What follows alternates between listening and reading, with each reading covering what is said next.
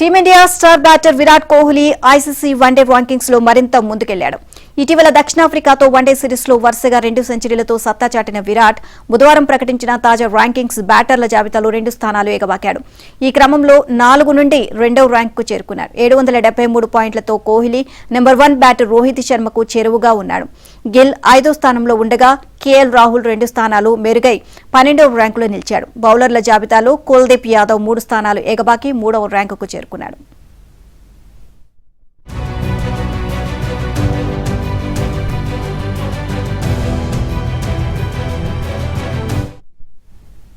బుధవారం ప్రకటించిన తాజా ర్యాంకింగ్స్ బ్యాటర్ల జాబితాలో 2 స్థానాలు ఎగబాకాడు.